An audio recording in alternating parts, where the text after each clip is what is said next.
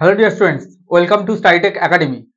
আমি নবেন্দু তোমাদের কাছে আবার আরেকটা নতুন সাবজেক্ট নিয়ে এসেছি, সেটা কি ইঞ্জিনিয়ারিং মেকানিক্স। ওকে, তো আমি এর আগেই তোমাদের বলেছি যে আমি তোমাদের যেই সব সাবজেক্টগুলো নিব সেগুলোর মধ্যে স্ট্রাকচার, জিওটেক এবং এর সাথে থাকবে ফ্লুইড মেকানিক্স এবং সার্ভেইং। এইটুকুনি পার্ট আমি তোমাদের করাই, এই স্টাইটেক একাডেমিতে এই পার্টগুলো আমি করাই। ওকে, তো চলো আজকে শুরু করছি ইঞ্জিনিয়ারিং মেকানিক্স। তো ইঞ্জিনিয়ারিং মেকানিক্স এর ইন্ট্রোডাকশন ক্লাস দিয়ে আমরা এগোচ্ছি। ওকে, কারণ সবকিছুরই আমাদের ফার্স্টে ইন্ট্রোডাকশন পড়তে হবে। ইন্ট্রোডাকশনটা যদি আমরা ঠিকভাবে যদি পরিচিতি যদি না হয় আমাদের কোনো সাবজেক্টের সাথে, তাহলে আমরা আগামী দিনে ভালো মতন আমরা সেটা বুঝতে পারবো না। আচ্ছা, ইঞ্জিনিয়ারিং মেকানিক্স, এই যে মেকানিক্স যে লেখাটা দেখছো না, এই মেকানিক্স কথার অর্থ হচ্ছে বলবিদ্যা, যেটা তোমরা ক্লাস 11-12 বা মাধ্যমিকেও তোমরা পড়ে এসেছো যে ফিজিক্সের একটা পার্ট। ওকে, যারা বিটেকের স্টুডেন্ট আছো, তারা অবশ্যই সায়েন্স থেকে এসছো, তারা তো ভালো করেই জানো। এবং যারা ডিপ্লোমা স্টুডেন্ট আছো তারাও অবশ্যই আমার মনে হয় জানা উচিত। ওকে, মেকানিক্স পার্টের সাথে তোমার রিলেটেড, ঠিক আছে, বলবিদ্যার সাথে। আচ্ছা, তো এটা দিয়ে আমরা শুরু করছি। এবং এখানে আরেকটা কথা তোমাদের জানিয়ে দিতে চাই যে আমি যে এখানে যেই ক্লাসটা নিচ্ছি, আজকে যেই টপিকটা করাচ্ছি, ইঞ্জিনিয়ারিং মেকানিক্স এর ইন্ট্রোডাকশন থেকে শুরু হচ্ছে এবং সেটা কিন্তু অ্যাডভান্স পর্যন্ত যাবে। এই সাবজেক্টটা কিন্তু আমরা বেসিক থেকে শুরু করছি এবং সেটা অ্যাডভান্স পর্যন্ত নিয়ে যাবো, ঠিক আছে। তো এই যে আমার ইঞ্জিনিয়ারিং মেকানিক্স এর ক্লাসগুলো, এগুলো কিন্তু শুধুমাত্র ডিপ্লোমা স্টুডেন্টদের জন্য না, এখানে বিটেক এর স্টুডেন্ট যারা আছো তাদেরও খুব হেল্প করবে বেসিক থেকে অ্যাডভান্স পর্যন্ত বোঝার জন্য। এবং যারা গেটের অ্যাসপারেন্ট আছো তাদেরও খুব বেশি হেল্প করবে। এর সাথে সাথে যারা কম্পিটিটিভ এক্সামের ক্যান্ডিডেট, ঠিক আছে, যারা কম্পিটিটিভ এক্সাম বিভিন্ন চাকরি পরীক্ষা যেই এইতে বসছো, তাদেরও এই সাবজেক্টটা অনেক বেশি হেল্প করবে। ওকে, তো ক্লাসটা সেইভাবেই তৈরি করেছি যাতে সবার জন্যই এটা অ্যাপ্লিকেবল হয়। চলো শুরু করছি ইঞ্জিনিয়ারিং মেকানিক্স।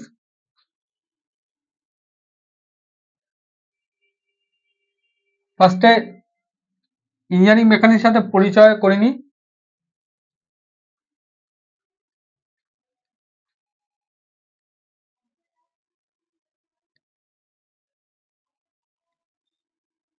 আচ্ছা,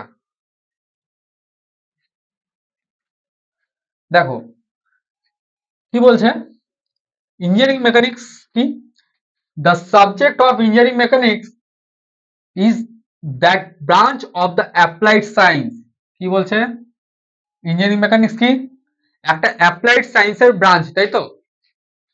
তো আগেই বলছি আমরা যারা আমরা বিটেক পড়ছি তারা সায়েন্সের স্টুডেন্ট, এবং ডিপ্লোমা স্টুডেন্ট সায়েন্সের স্টুডেন্ট, যারা সায়েন্সটা ফিজিক্সটা ভালো করে পড়ে এসছো তাদের কিন্তু এটা জানা উচিত, ঠিক আছে। বলবিদ্যা যে মেকানিক্স পার্টটা সেটা জানা উচিত। তো দেখো মেকানিক্সের ডেফিনেশনে, ইঞ্জিনিয়ারিং মেকানিক্স ডেফিনেশন কি আছে, এটা অ্যাপ্লাইড সায়েন্সের একটা branch. Okay, which deals with the laws and principle of mechanics। দেখো ভালো জিনিস কিন্তু। তো ডেফিনেশনে কি আছে, the subject of engineering mechanics is that branch of the applied science। এটা একটা অ্যাপ্লাইড সায়েন্সের একটা ব্রাঞ্চ। অ্যাপ্লাইড সায়েন্স যেই সায়েন্সটা আমাদের দৈনন্দিন জীবনে প্রয়োগ হয়, অ্যাপ্লাইড সায়েন্স। ওকে, সেটাকে অ্যাপ্লাইড সায়েন্স বলে, ঠিক আছে। তো আমরা জানি প্রত্যেকে যে ইঞ্জিনিয়ারিংটা কি, ইঞ্জিনিয়ারিংটা হচ্ছে একটা সায়েন্সেরই কিন্তু একটা পার্ট, তাই তো। ইঞ্জিনিয়ারিংটা কি একটা সায়েন্সেরই পার্ট। ওকে, ঠিক তেমনি এইখানে ইঞ্জিনিয়ারিং মেকানিক্স যেটা আছে সেটা কিন্তু অ্যাপ্লাইড সায়েন্সেরই একটা পার্ট, মানে একটা branch. Okay, which deals with, এটা কিসের সাথে ডিলস করে, laws and principle of mechanics, যেটা মেকানিক্সের লস এবং প্রিন্সিপালের সাথে ডিল করে। ওকে, অ্যালং উইথ এর সাথে কি করে, দেয়ার অ্যাপ্লিকেশনস টু ইঞ্জিনিয়ারিং প্রবলেম। এর সাথে কি করে, এর সাথে করে বিভিন্ন ইঞ্জিনিয়ারিং প্রবলেমের সাথেও ডিল করে, মানে বিভিন্ন ধরনের ইঞ্জিনিয়ারিং প্রবলেমকে সলভ করে, তাই তো। তো এটাই হচ্ছে গিয়ে ইঞ্জিনিয়ারিং মেকানিক্স। বুঝতে পারলাম। চলো নেক্সট টপিক।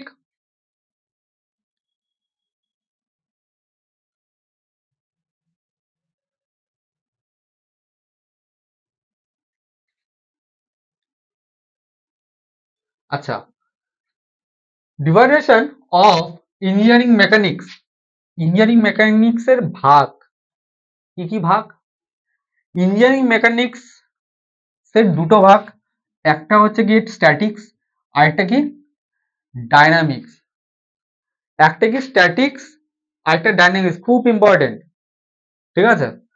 একটা কি স্ট্যাটিক্স, একটা হচ্ছে ডাইনামিক্স। স্ট্যাটিক্স কথার অর্থ, বাংলা কথার অর্থ যদিও আমাদের ভবিষ্যতে কোথাও লাগবে না, স্ট্যাটিক্স কথার অর্থ ছোটবেলায় পড়েছো ক্লাস 11-12-এ, সেটা হচ্ছে কি স্থিতিবিদ্যা।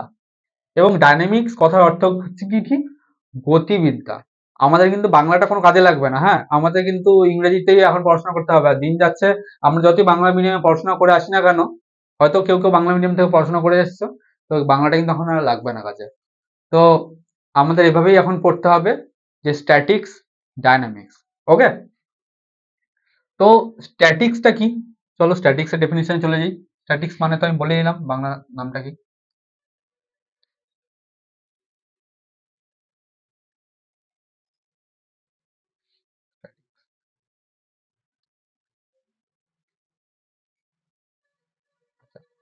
স্ট্যাটিক্স, স্ট্যাটিক্স কি? Is that branch of engineering mechanics. এটা কি? ইঞ্জিনিয়ারিং মেকানিক্স এর একটা ব্রাঞ্চ, which deals with, এটা কিসের সাথে ডিলস করে? the the forces and their effects। কিসের সাথে ডিল করে? ফোর্সেস এর সাথে, মানে বলের সাথে এবং এর এফেক্টের সাথে ডিল করে। while while acting upon the bodies at rest, যখন বস্তুটা স্থির থাকে, তাই তো? তাহলে কি হলো স্ট্যাটিক্স এর ডেফিনেশন? বাংলাতে একদম বুঝে নিচ্ছি আমরা। স্ট্যাটিক্স হচ্ছে স্থিতিবিদ্যা, আই মিন স্ট্যাটিক্স কি? স্ট্যাটিক্স সেটাই একটা ইঞ্জিনিয়ারিং মেকানিক্স এর ব্রাঞ্চ, ঠিক আছে, যেটা ফোর্স, মানে ফোর্স গুলো, ফোর্সেস এবং এর এফেক্টস এর সাথে ডিলস করে, এবং তখনই ডিলস করে যখন বডিটা রেস্ট কন্ডিশনে থাকে। ইট is the branch of engineering mechanics which deals with the force and their effects while acting upon the bodies at rest. ওকে, বোঝা গেল? আচ্ছা, এরপর আছে কি ডাইনামিক্স। তো ডাইনামিক্স এর ডেফিনিশনটা কি? It is it is that branch of engineering mechanics. ঠিক তেমনি আগেরটার মতন এটাও, এটা একটা ইঞ্জিনিয়ারিং মেকানিক্স এই ব্রাঞ্চ। ওকে, পরীক্ষা কিন্তু এগুলো আসে, শর্ট কোশ্চেন, মানে 1 নম্বর 2 নম্বর থাকে, এগুলো সেমিস্টার পরীক্ষা খুব আসে।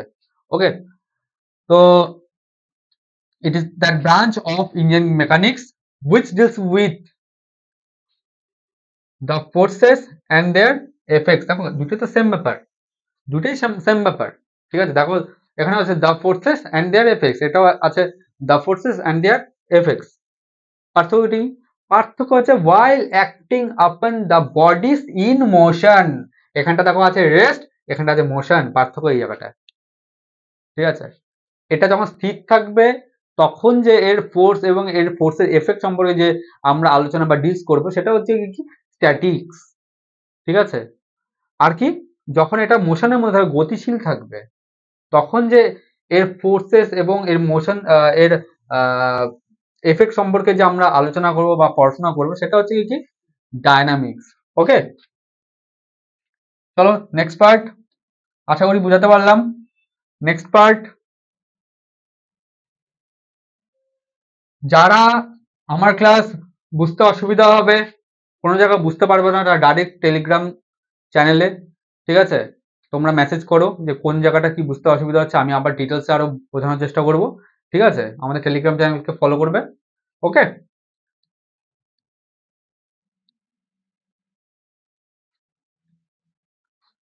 দেখো একটু আগে বললাম ডাইনামিক্স, এখন দেখো ডাইনামিক্স এর আবার কয়টা পার্ট? ডাইনামিক্স এর আবার দুইটা পার্ট, একটা হচ্ছে কাইনেটিক্স আর একটা হচ্ছে কাইনামেটিক্স। একটা কি কাইনেটিক্স আর একটা কি কাইনামেটিক্স। চলো কাইনেটিক্স কি এটা পড়ে নি। দেখো একটু আগে আমরা যেমন পড়েছিলাম না, it is the branch of engineering mechanics statics আর ডাইনামিক্স এর ক্ষেত্রে, ঠিক তেমনি কেন আমরা পড়েছিলাম স্ট্যাটিক্স আর ডাইনামিক্স কেন ইঞ্জিনিয়ারিং মেকানিক্স ব্রাঞ্চ, কারণ ওইটারই তো ভাগ। তাই আমরা কি পড়ছিলাম, it is the branch of engineering mechanics. Statics আর ডাইনামিক্সে কি পড়েছিলাম, it is the branch of engineering mechanics. ঠিক তেমনি যেহেতু ইঞ্জিনিয়ারিং মেকানিক্সেরই দুটো ভাগ স্ট্যাটিক্স আর ডাইনামিক্স, সেজন্য আমরা বললাম it is the branch of engineering mechanics. আর এইখানটা যেহেতু ডাইনামিক্সেরই দুটো পার্ট কাইনেটিক্স আর কাইনেমেটিক্স, সেই জন্য আমরা কি বলবো সবসময়, it is the branch of কি ইঞ্জিনিয়ারিং মেকানিক্স না, ডাইনামিক্স হবে, তাই তো। আচ্ছা, তো কি বলছে দেখো, it is the subject of, এটা না sorry, it is the branch of dynamics. দেখো it is the branch of dynamics which which deals with the bodies in motion due to the load applications of the force। কিসের জন্য, যে ফোর্সটা application হচ্ছে, ঠিক আছে, সেটার মোশনের জন্য। আবার পড়ি, ইট is the branch of dynamics, এইটুকু শেষ হয়ে গেল। সবার ক্ষেত্রে এটা কমন, এই দুটো যে ডেফিনেশন আসবে মানে কাইনেটিক্স আর কাইনেমেটিক্স, দুটার ক্ষেত্রে কিন্তু এই জিনিসটা কমন পার্ট। ওকে, চেঞ্জেস হচ্ছে কোন জায়গা থেকে, which deals with the bodies in motion due to, এইটুকু না হবে, এইটাও হবে, এটাও কমন থাকবে কিন্তু, ঠিক আছে, এইটুকুনি কমন থাকবে, বুঝতে পেরেছ। এখান থেকে চেঞ্জেসটা আসবে, due to the body, the due to the application of force. কিসের জন্য, অ্যাপ্লিকেশন অফ ফোর্স।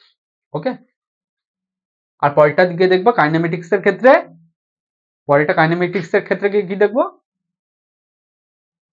যে উইথাউট অ্যাপ্লিকেশন অফ ফোর্স। দেখো দেখি আছে কিনা, এই দেখো এখানেও it is the branch of dynamics, ঠিক আছে, সেম বলেছিলাম। আর which which deals with the bodies in motion, দেখো এইটুকুনি কমন না, সেম জিনিস। ওকে, এই দিকটা খালি আলাদা। দেখো ওই জায়গাটা ছিল ফোর্সের জন্য, এখানে কি আছে, without any reference to the forces which are responsible for the motion, ঠিক ওইটার অপোজিট। ওকে, তো চলো নেক্সট পার্ট কি আছে, বোঝা হয়ে গেল কি কি শিখলাম এখান থেকে। ইঞ্জিনিয়ারিং মেকানিক্সটা কি জানলাম, ইঞ্জিনিয়ারিং মেকানিক্সের কয়টা ভাগ সেটাও জানলাম, স্ট্যাটিক্স আর ডাইনামিক্স, স্ট্যাটিক্স আর ডাইনামিক্স এর কি ডেফিনেশনটা শিখলাম, এবং ডাইনামিক্স এর আবার যে দুটো ভাগ কাইনেটিক্স আর কাইনেমেটিক্স, এই দুটাও জানলাম এবং এর ডেফিনেশন গুলোও আমরা জেনে গেলাম এবং বুঝে গেলাম, তাই তো। এইবার দেখো এই চ্যাপ্টারের আরেকটা অন্যতম পার্ট, ছোট্ট পার্ট, যেটা হচ্ছে কোয়ান্টিটি। সেটা কি, quantity, what is quantity, quantity কি, ছোটবেলায় পড়েছিলাম ক্লাস 9-10 থাকতে, তাই তো, মনে পড়ছে, বাংলা নাম বললে মনে পড়বে, ইংরেজিতে বলে কোয়ান্টিটি, বাংলায় বলে কি রাশি, তাই তো, রাশি। তো কোয়ান্টিটি অথবা ফিজিক্যাল কোয়ান্টিটি মানে ভৌত রাশি কি, কি quantity is the amount or the number of something, কোনো কিছুর যে অ্যামাউন্ট পরিমাণ, পরিমাণকে প্রকাশ করে সেটাই হচ্ছে গিয়ে কি কোয়ান্টিটি। কোনো কিছুর পরিমাণ কতখানি, কি পরিমাণ কোনো পদার্থ আছে সেটাই হচ্ছে গিয়ে কি রাশি, তাই তো। আচ্ছা, যেটার মানে এক কথা পরিমাপ সম্ভব, যেটাকে পরিমাপ করি সেটাই হচ্ছে গিয়ে কি আমরা রাশি। আচ্ছা, the quantity may be divided into following two main group। কি কি গ্রুপে বিভক্ত, ছোটবেলায় পড়েছিলাম স্কেলার রাশি, ভেক্টর রাশি, দেখো এখানে সেটাই আছে, স্কেলার রাশি, স্কেলার অ্যান্ড ভেক্টর। ওকে, তো চলো স্কেলার রাশি কি জিনিস সেটা দেখে নিচ্ছি।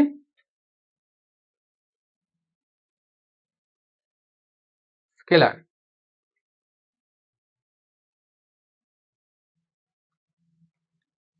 স্কেলার কি বলছে? The scalar quantities are those quantities which have magnitude. এটা একটা সেই কোয়ান্টিটি, স্কেলার কোয়ান্টিটি মানে এটা স্কেলার কোয়ান্টিটি হচ্ছে আমার সেই একটা কোয়ান্টিটি, মানে সেই একটা রাশি যেটার ম্যাগনিটিউড আছে। ম্যাগনিটিউড কথা অর্থ কি? মান। ঠিক আছে, সেটা কি আছে? ম্যাগনিটিউড আছে, মানে মান আছে, বাট কোনো দিক নেই, কোনো ডাইরেকশন নেই। ওকে, দেখো এটা কি কি এক্সাম্পল আছে সেগুলো দেখো। Length, mass, time, distance, volume, density, temperature, speed, এগুলো হচ্ছে প্রত্যেকটা স্কেলার কোয়ান্টিটি। এটা বিভিন্ন ধরনের তোমার এক্সাম্পল, এই জিনিসগুলো, এটার যে ডেফিনেশন আছে স্কেলার কোয়ান্টিটি, সেটার ডেফিনেশনটা পরীক্ষা আসতেও পারে বা নাও আসতে পারে, এত ইজি কোশ্চেন হয়তো আসবে না, কিন্তু এই ধরনের ইজি ইজি কোশ্চেন গুলো কখনো কখনো চলে আসে যে এটা দিয়ে বললো, এই রাশিটা দিয়ে বললো, এটা কি স্কেলার না ভেক্টর। ঠিক আছে, এরকম ইজি ইজি কোশ্চেন কিছু সময় চলে আসে। ওকে,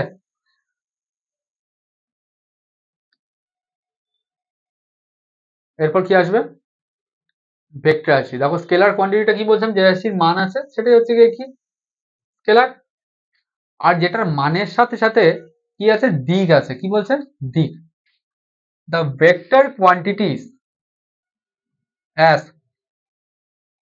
আচ্ছা এগুলো কি, অ্যাজ ভেক্টর আর দোজ কোয়ান্টিটিস হুইচ হ্যাভ, যেটা কি আছে? বোথ, দুইটাই আছে, আর সবগুলোই আছে। কি বোথটা কি কি বলছে? Magnitude and direction.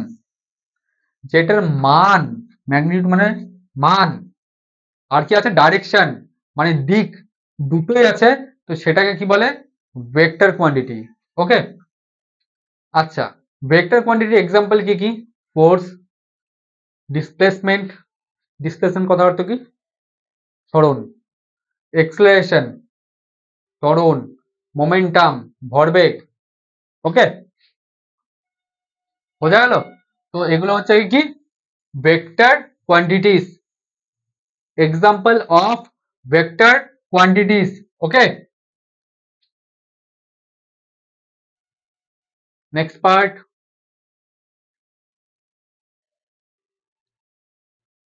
এটি আজকে তোমাদের এই ইন্ট্রোডাকশন যে চ্যাপ্টারটা বা ইন্ট্রোডাকশন যে ক্লাসটা, সেটা লাস্ট পার্ট এইটুকুনি আজকে আছে ইন্ট্রোডাকশনে। এরপরে আবার আমরা নেক্সট যে ফোর্স, মোশন যেগুলো আছে, নেক্সট ইঞ্জিনিয়ারিং মেকানিক্সের যেসব অধ্যায়, সেগুলো নিয়ে আবার আমি তোমাদের জন্য ক্লাস তৈরি করব। ঠিক আছে, ক্লাস দেবো নেক্সট ক্লাসে। ওকে, চলো দেখে নিচ্ছি। তো ভেক্টর তো বুঝে গেলাম, যেটার ম্যাগনিটিউড অ্যান্ড ডাইরেকশন দুটোই আছে, সেটাই হচ্ছে কি ভেক্টর। আর ভেক্টরে দেখো কয়েকটা আমি স্পেশাল ক্যাটাগরি, কয়েকটা ভেক্টরকে আমি তোমার ডিফাইন করে দিচ্ছি, মানে বুঝিয়ে দিচ্ছি। ওকে, একটা হচ্ছে ইউনিট ভেক্টর। এই vector whose magnitude is unity, যেটা ম্যাগনিটি কি বলছে? ম্যাগনিটিউড কি? ইউনিটি। ইউনিটি মানে কথার অর্থ হচ্ছে কি? ওয়ান। কি? যেটা ম্যাগনিটিউড কি, মান কি? ওয়ান, সেটাকে বলা হয় unit vector, is known as unit vector. যেটার মান এক হয়, তাই তো? তো সেটা হচ্ছে কি ইউনিট ভেক্টর। তারপরে কি বোঝা গেল? এটা যেই ভেক্টরের মান এক হয়, ওয়ান, সিঙ্গেল ওয়ান, সেটা হচ্ছে কি ইউনিট ভেক্টর। তারপরে কি ইকুয়াল ভেক্টর। ইকুয়াল ভেক্টরটা কি? The vector which are parallel to each other. মনে করো দুটা ভেক্টর আছে, দুটা ভেক্টর আছে, দুটা ভেক্টর কি বলছে? Which are parallel to each other, যেটা দুটারই প্যারালাল, ঠিক আছে, সমান্তরাল, অ্যান্ড হ্যাভ সেম ডাইরেকশন। ঠিক আছে, যেটার দুটো ডাইরেকশন সেম, মানে এটা কি এইদিকে দেখাচ্ছি আমি, দেখো দেখতে পাচ্ছ নিশ্চয়ই, ঠিক এরকম, আর এটারও প্যারালাল একটা, দেখতে পাচ্ছ এই দুটো সমান্তরাল। ওকে, এইটার সমান্তরাল এটা, ঠিক আছে, প্যারালাল, এবং এই দুটার কি ডাইরেকশনও, এই দুটোর ডাইরেকশনও সেম, অপোজিট দিকে না কিন্তু, ডাইরেকশনও সেম, তাই তো?